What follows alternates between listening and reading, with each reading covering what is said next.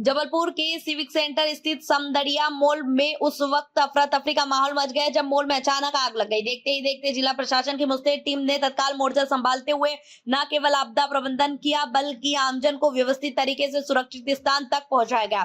दरअसल पहलगाम आतंकी हमले के बाद भारत और पाकिस्तान में उपजे तनाव के बीच केंद्र सरकार के निर्देशानुसार देश भर में बुधवार को मॉक ड्रिल किए जाने का फैसला किया गया था। इसके तहत मध्य प्रदेश के चुनिंदा शहरों में मॉक ड्रिल तय की गई। इसमें राजधानी भोपाल के अलावा जबलपुर, इंदौर, ग्वालियर, कटनी जिला शामिल है। जबलपुर में यह मॉक ड्रिल शहर के बीचों बीच भीड़भाड़ वाले इलाकों समदड़िया मॉल में की गई, जहां अचानक फायर अलार्म्स के साथ जोर जोर से सायरन बजा और फिर शहर की आपदा प्रबंधन टीम ने पूरी मुस्तैदी के साथ मोर्चे को संभाला। इस दौरान एक और पुलिस प्रशासन और आपदा प्रबंधन की टीम ने आमजन को सुरक्षित स्थानों में पहुंचाने का कार्य किया। वहीं दूसरी ओर जबलपुर नगर निगम की टीम ने दमकल विभाग के साथ मिलकर जल्द से जल्द किस तरह से आग पर काबू पाया लिए जाए इसका प्रदर्शन किया गया। जी मैम,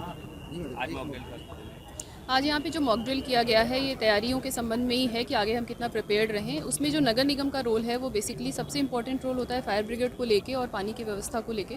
तो हमने यहाँ पे देखा है कि सबसे कम से कम रिस्पांस टाइम में फायर ब्रिगेड कैसे पहुँचाई जाए और हमारे जो मैन पावर है वो कितना इक्विप्ड रहे सिचुएशन को हैंडल करने में। साथ में एसेसरीज़ को भी हम अटैच करें, जैसे यहाँ पे फॉग डिटेक्टर अटैच करने से फॉग बहुत जल्दी जो धुआं था वो कवर किया जा चुका है। तो इसी तरीके से हम देखेंगे कि कम से कम डिस्टेंस पे हम अपने जो गाड़ियाँ हैं उनको स्टेशन करें ताकि कम से कम टाइम में रिस्पांस टाइम में हम पहुंच सकें। तो मुझे लगता है कि हमने काफ़ी अच्छा यहाँ पे अपना रिस्पांस टाइम दिया है। इसी तैयारी को और भी सुदृढ़ करेंगे, एक बार इसका रिव्यू भी करेंगे मीटिंग इसके बाद, तो और आगे के लिए हम फ्यूचर के लिए और भी बेहतर तैयार हो सकेंगे। Thank you.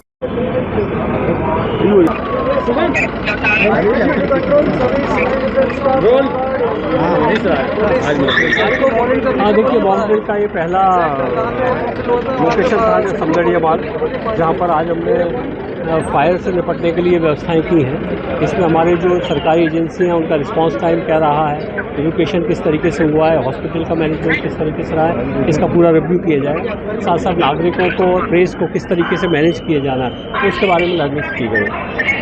तो नागरिकों को किस तरह का संदेश देने? मुझे लगता है नागरिकों को जो सबसे इम्पोर्टेंट लेसन हमने देने का प्रयास किया वो किया है कि यहाँ पर हमने लगभग रियलिस्टिक सिचुएशन क्रिएट की थी और इसके बाद लोगों को ये दिखा कि हमारे कितने संसाधन हैं, कितने लोग हैं जो तत्काल रिस्पांस करते हैं। मुझे लगता है जब पब्लिक इसको देखती है तो उनको एक भरोसा होता है कि सरकारी एजेंसियों के पास इतनी तैयारियां हैं, किस तरह की स्थितियों में पूरी मुस्तैदी से काम कर सकते हैं। इसके बाद और कहाँ है? हाँ, इसके बाद 3 जगह और है।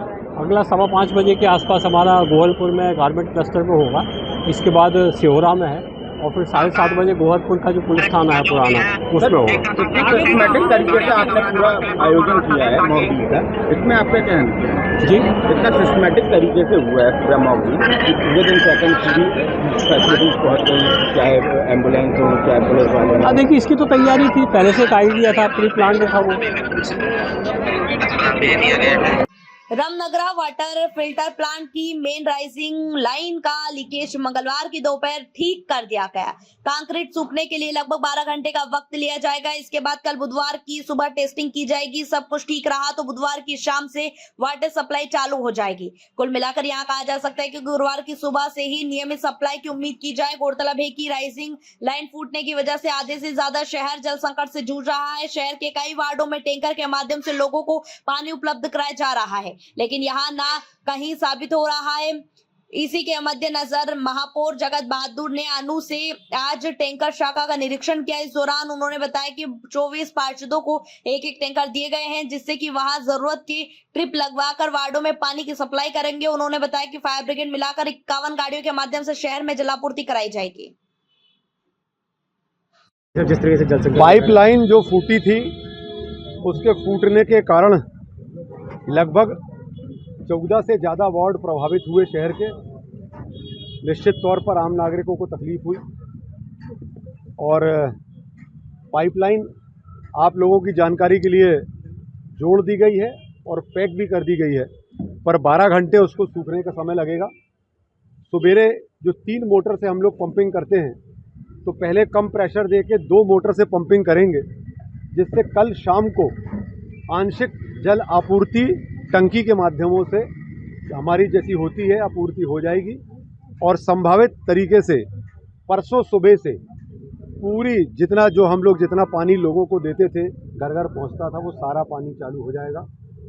24 घंटे के बाद आंशिक पानी मिलेगा और उसके 12 घंटे के बाद पूरा पानी जल आपूर्ति पूरी सुचारू रूप से शहर में चालू हो जाएगी। पाइपलाइन जोड़ी जा चुकी है और जोड़कर बंद करके पैक कर दी गई है और उसको कल सवेरे से हम लोग चालू करेंगे। टंकियां भरेंगी, शाम से सप्लाई उसकी चालू हो जाएगी।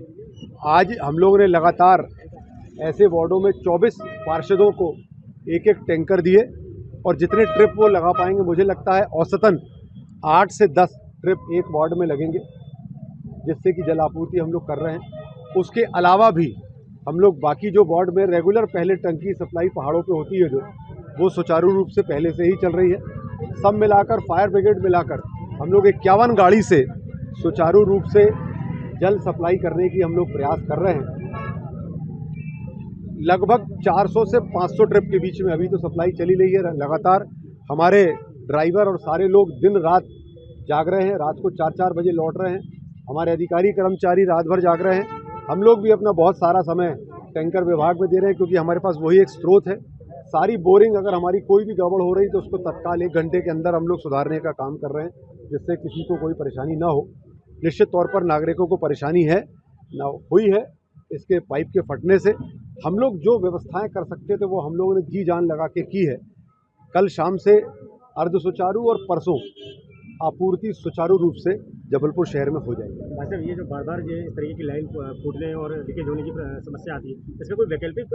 देखिए, 12 साल पहले ये पाइपलाइन डाली गई थी, तब मैं नहीं था, और ये पाइपलाइन बार बार निश्चित तौर पे फूटती। इसकी एक ऑल्टरनेटिव व्यवस्था हम लोगों ने कर ली है, जिससे हम लोग 80% सप्लाई कर सकते हैं। पर अभी दुर्भाग्य ये हुआ कि वो पाइपलाइन भी साथ में फट गई।